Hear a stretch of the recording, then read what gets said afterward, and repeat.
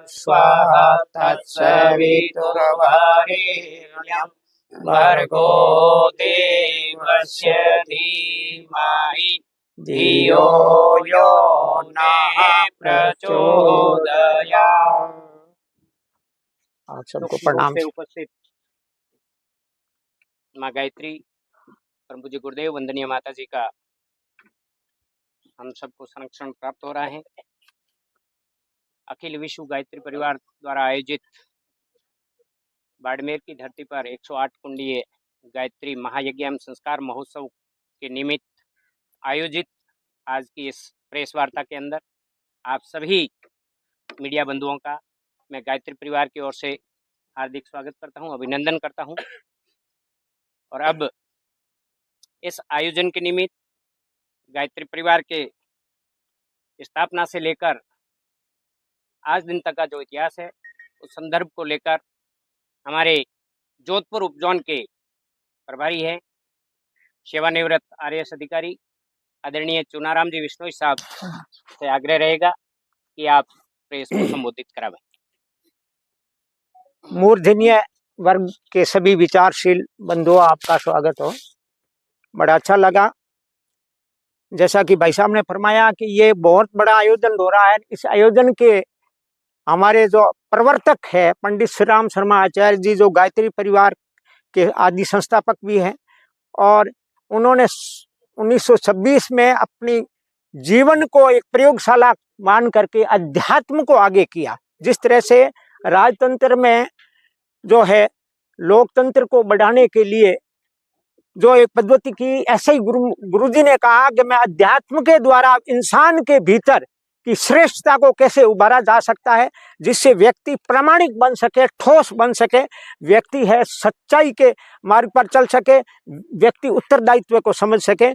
इस दृष्टि से उन्होंने गायत्री को प्रयोग में लिया। सबसे पहले कोई समय था गायत्री और यज्ञ, इसके ऊपर रोक थी, इसको हर कोई नहीं जप सकता था, अपने जीवन में उसको साध नहीं सकता था। आचार्य जी ने उसी तरह से जैसे इंदिरा जी ने बैंकों का नेशनलाइजेशन किया था, ठीक उसी तरह आचार्य जी ने गायत्री को यूनिवर्सलाइजेशन कर दिया, उसका सर्वजनीन किया कि गायत्री को कोई भी जाति धर्म इसमें कोई बंधन नहीं होगा। हर व्यक्ति जिसके अंदर भावना है, आस्था है, श्रेष्ठता है, आगे बढ़ने की जिनके अंदर तमन्ना है, उन्होंने कहा है गायत्री को मैं हमेशा के लिए आप सब के लिए एप्लीकेबल कर रहा हूँ। उन्होंने अपने जीवन में पहले गायत्री को साधा। 1926 में उन्होंने अखंड दीपक की जो है स्थापना के साथ में गायत्री साधना की, और 1958 में 1008 कुंडी गायत्री महायज्ञ का बड़ा आयोजन किया था। और उस समय उन्होंने सबसे पहले गायत्री को और यज्ञ को सर्वजनीन करने के लिए धर्म तंत्र से लोक शिक्षण, लोक मानस का श्रेष्ठ तत्वों के द्वारा कैसे निर्माण हो सकता है, लोक आम जन का चिंतन कैसे ऊंचा उठ सकता है, इसलिए उन्होंने गायत्री परिवार का है जो उन्होंने रचना की थी।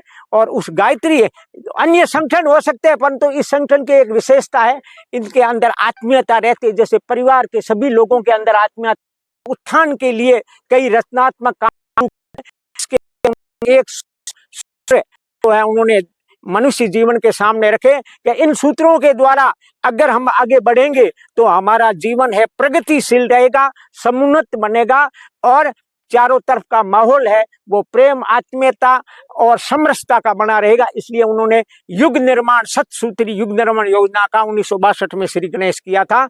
उसी के क्रम में आज जब हम गायत्री और यज्ञ से जुड़ने लगे तो ये दूरस्थ बाड़मेर जिला, मरुस्थलीय जिला है, इसमें भी गायत्री और यज्ञ के लिए लोगों के प्रति है, लोगों के मन के अंदर है जागृति पैदा हुई। गायत्री को अपनाने के लिए शुरुआत में बाड़मेर में श्री जो है हमारे केसरीमल जी, केसरी सीताराम जी शर्मा साहब और मैसूरी समाज के जो पाकिस्तान से आए हुए थे कई लोग थे जो यहाँ व्यापारी थे, उन्होंने मिल करके इस गायत्री को है यहाँ जो घर घर तक पहुंचाने का अभियान और उनकी नींव रखी। और हाई स्कूल के सामने आप सबको विदित है कि गायत्री शक्तिपीठ की स्थापना की, गायत्री मंदिर स्थापना किया। उसी के क्रम में आज हम यहाँ बाड़मेर में भी करीब 8-10 जगह हमारी शक्तिपीठें भी बनी हुई है।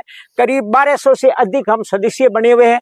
और इस बार हमने ये तय किया कि गायत्री के जरिए लोगों को है श्रेष्ठता से कैसे जोड़ा जाए। इसी क्रम में 108 कुंडी गायत्री यज्ञ का ये जो है पूरा अभी ये संरचना अधीन ये जो आपका पूरा आपको दिख रहे हैं ये यज्ञशाला ये हम बना रहे हैं।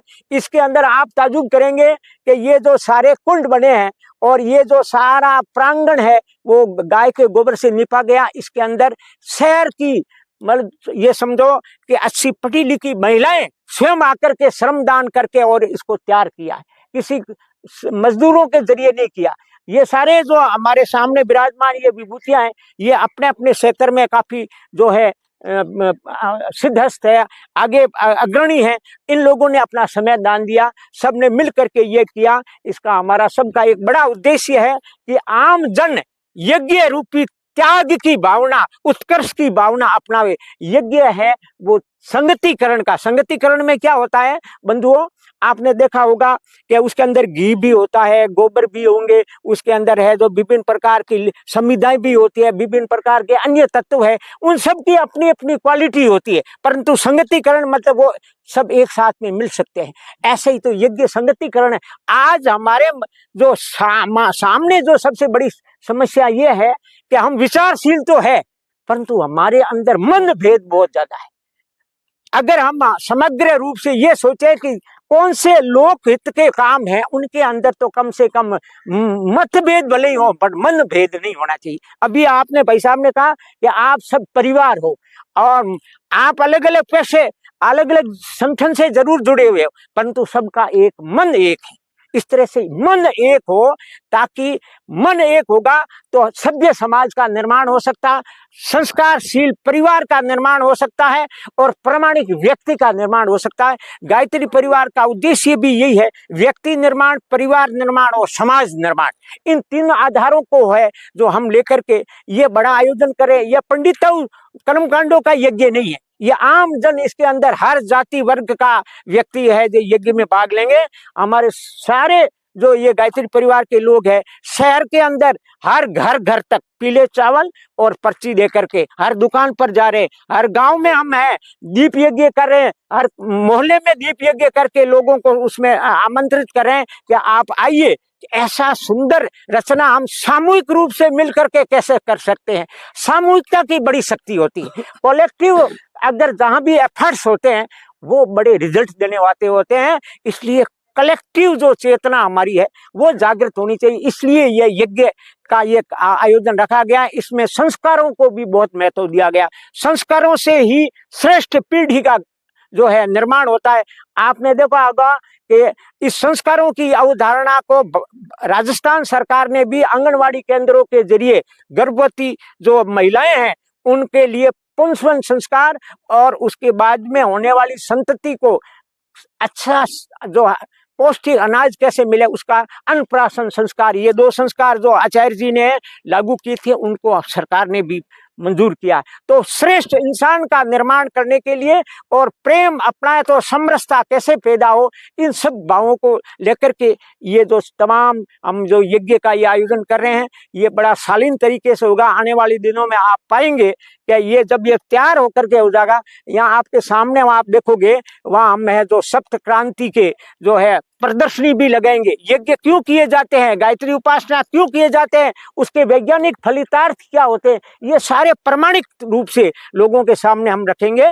इसलिए इस तरह के आयोजन के लिए हम सबने आपको आमंत्रित किया है। हम आपसे ये अपेक्षा करेंगे कि इस आयोजन में ज्यादा से ज्यादा प्रबुद्ध वर्ग और लोगों की भागीदारी हो ताकि लोग यहाँ से कुछ सीख करके जावे। ये इसलिए हम आप सबको आमंत्रित किया। धन्यवाद। 4 दिन के आयोजन के बारे में। हाँ।